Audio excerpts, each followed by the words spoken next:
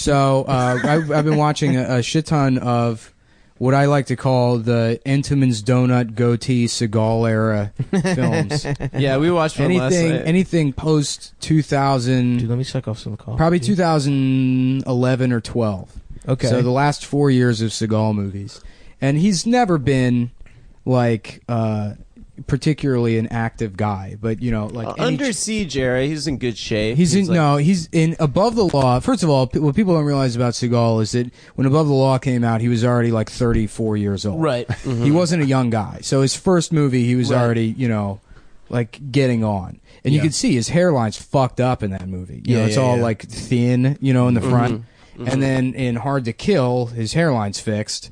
And you know he's a little bit fatter, and he just got progressively fatter throughout his entire career. Yeah, that was back in the day when you didn't have to be cut. Yeah, well now he's 65 years old, and he's in his 60s. His body sucks. He's still making movies where it's like, we need to send our best special forces guy, and then he spends half the movie in a chair. He like refuses to get up. So we watched last night Sniper Special Ops, and there's no colon. It's Sniper Special Ops, and that's because the Tom Berenger Sniper series are not related to Sniper Special Ops, and he does maybe 5 seconds of sniping in the movie.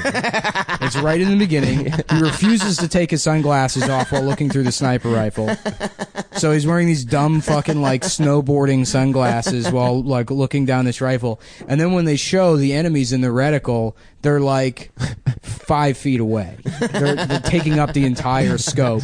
So he's probably like 5 feet away from these guys. So awesome. And missing. You know, like, I don't know why they let him miss for When you suspense. say he refuses to take it off, you're saying you think Steven Seagal, the actor, is like, no, absolutely not. I'm not getting out of this chair. I'm not taking off my sunglasses. 100%. I guarantee you that's what it is. Yeah. Because the thing about all these movies is they're all produced by Steamroller Productions, which he owns. What? That's like a Chinese. Oh God! No, Steven Seagal's company. He owns it with some like Indonesian guy or something. Yeah, it's like when you work at a restaurant, you have to wait on the owner of the restaurant. Yeah.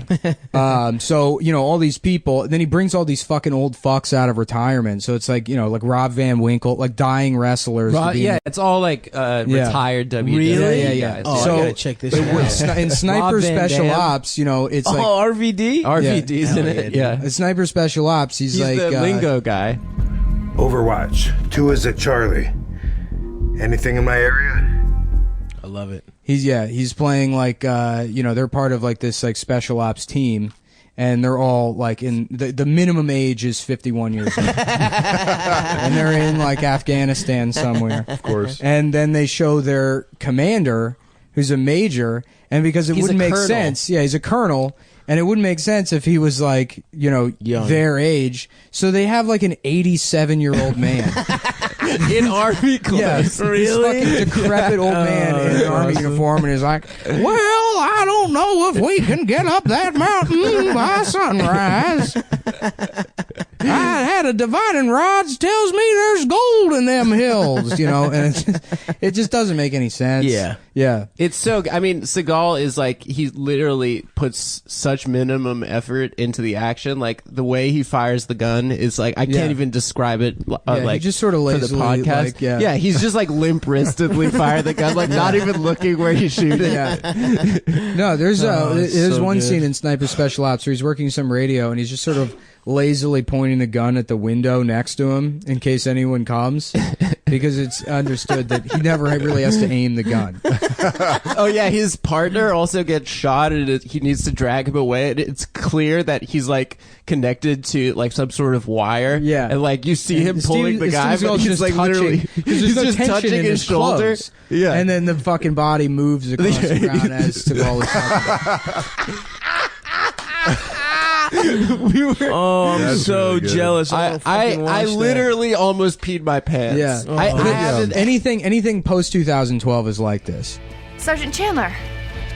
Yes, ma'am. Are you really as good as they all say you are? Every once in a while.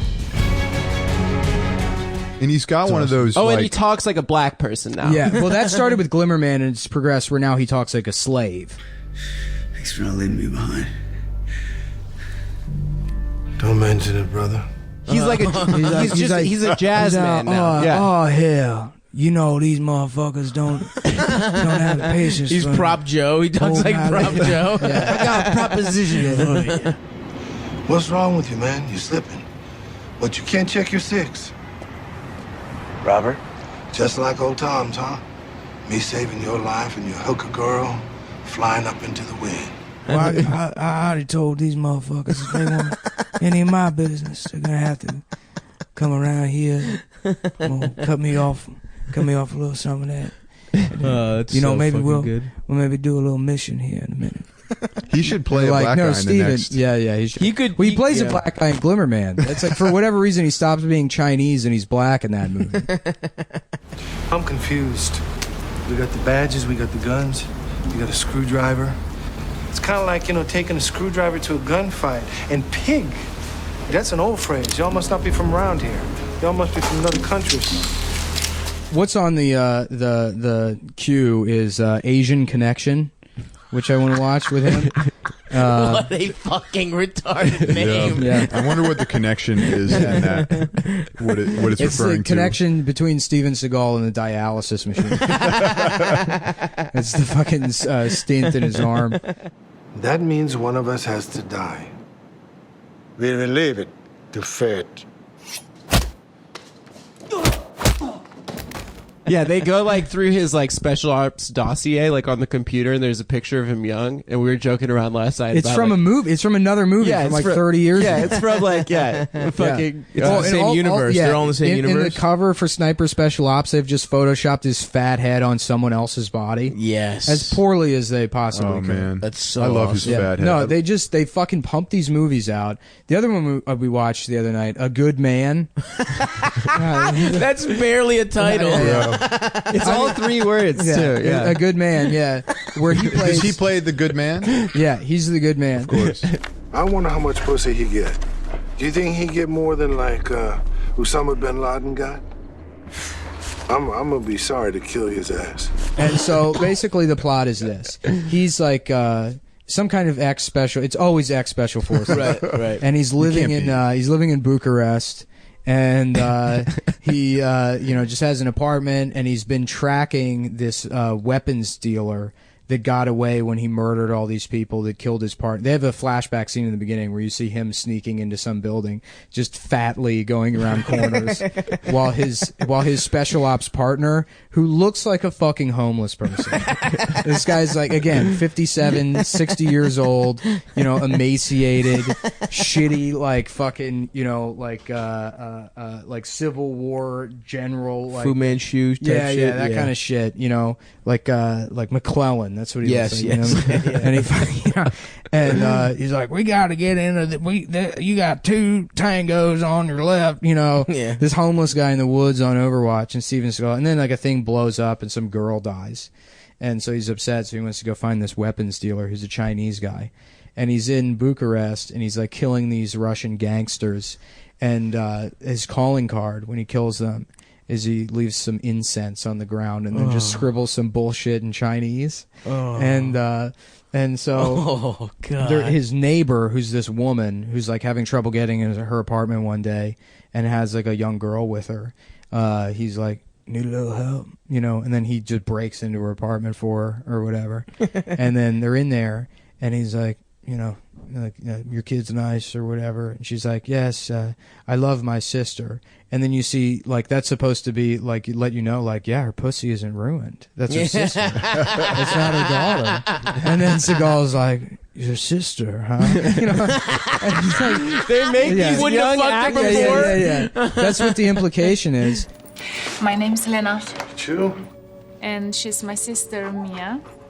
What's happening? And then and then the plot gets really fucking convoluted. Where, the arms dealer is doing a deal with the Russian mob, who he's not really interested in, but the Russian mob owns the neighbor and the sister because her dad owed them money. So when the dad died, she had to become a bartender in their strip club, not a stripper, not a whore, not a prostitute. They just make her be a bartender. She's pure. But then she still has a really nice apartment, And the Russian mafia sounds pretty reasonable, right? dude. Yeah. So the Russian mafia loses all their money or something, and they owe money to the arms dealer. So instead of giving him the money, they're like, "We will give you the girl instead." So And she's their slave? They're a slave, basically, but the arms dealer, like, I don't know why he would want a girl. He's like, no, it's $2 million. I don't want just some fucking middle-aged Romanian woman, you know? And then he's like, deal. And then they bring the little girl instead of, like, the main one. And he's like, well, I guess I can sell her to a pedophile. So he lines up a sale with a pedophile. And then the pedophile shows up. What the fuck? Yeah. And then there's 3 human transactions in this movie. Yeah. And then Seagal shows up with this other guy. He does this thing now where he brings a younger martial artist in, and they do the majority of the ass kicking. Then, so Seagal does barely nothing. Seagal meets the younger guy, and he's like, all right, I'll help you, but you got to do everything my way. And then the guy does everything for himself. Seagal does literally nothing. They save the guy, or they save the girl, and then at the end of the movie, the neighbor is just like, you know, basically like, well, I can't thank you enough, and then he just fucks her. He just fucks the woman, even though there's been no romantic connection between the two. He's older than her by 40 years. They make these poor young actresses. I was gonna say how much that are fucking never does gonna he get fuck any every other. time? Well, the fucking scene is him fully clothed while she's naked and he's just touching her body. Really? Yeah, he doesn't. He's still wearing his sunglasses. God damn, And that's so Steven awesome. Seagal's definition of a good man. Yeah, that's the good man. Fuck, man, I want to watch this. I'm jealous. Dude, they're so good. Do they ever say "good man" in the movie? No, they don't. That's a big that disappointment. Yeah, sucks. but That's I mean, a they're filled letdown. with like basically every trope that, you know, from the 80s. You know, like there's another one I watched, Code of Honor, last night, and it opens up with, you know, like a bunch of different types of gangs meeting in some meeting area. You know, so there's bikers, and then like Yakuza. cholos, and then black guys, and then Russians, and they meet. And they, of course, have briefcases, and they're like, you got the stuff, and it's like, I want to see the money first. Right, You know? right. And it's like, I don't even know where you buy a suitcase anymore. Yeah. Like that, how much the props department spent days looking for a suitcase to put that money in. Yeah, Well, you I can't was tell saying, me. I tweeted at him, I really want to write a movie where Steven Seagal kills James Bond. And I don't You want to get license Putin James to Bond. produce Yeah, that, yeah. You could make Yeah. that in Russia. And there could He's be best friends with Putin Yeah. already. You could do it, and you just imply really heavily that it's James Bond without. No, ever I want to saying it. use the name James Bond. Who's this James Bond motherfucker? Nobody says their name twice to me. I'm Guilan Jin. Can we just make a shitty action movie? Yeah, maybe.